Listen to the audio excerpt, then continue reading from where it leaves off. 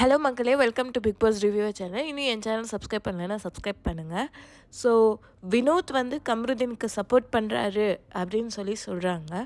உண்மைதான், அவர் சப்போர்ட் பண்ணுறாருங்க. ஏன்னா உண்மையாலுமே அவருக்கு வந்து அவரோட ஃப்ரெண்டை விட்டு கொடுக்கக்கூடாது அப்படின்னு நினைக்கிறதுனால அவர் அப்படி பண்ணுறாரு. உண்மையாலுமே இப்படி ஒரு ஃப்ரெண்டு கிடைக்கிறதுக்கு கம்ருதீன் வந்து கொடுத்து வச்சவங்க அப்படின்னு தான் நான் சொல்ல முடியும்.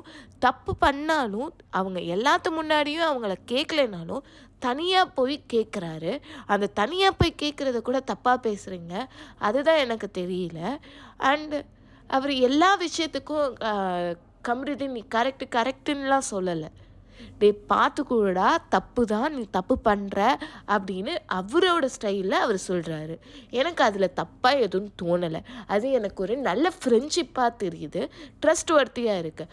ஆனால் அவர் வந்து இன்னும் கண்டிப்பாக வந்து கம்ருதீன்கிட்ட தனியாக இன்னும் நல்லா போல்டாகவே சொல்லியிருக்கணுங்கிறத நான் அக்செப்ட் பண்ணிக்கிறேன். ஓகேங்களா? அது தப்பு தான். அதுக்காக இவர் வந்து கம்ருதீனுக்கு சப்போர்ட் பண்ணுறாரு, டைட்டில் வின்னருக்கு அப்படிலாம் எதுவுமே இல்லை.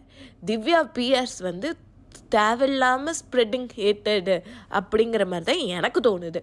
ஸோ இதில் உங்கள் கருத்து என்னவோ அது நீங்கள் சொல்லுங்கள் மக்களே.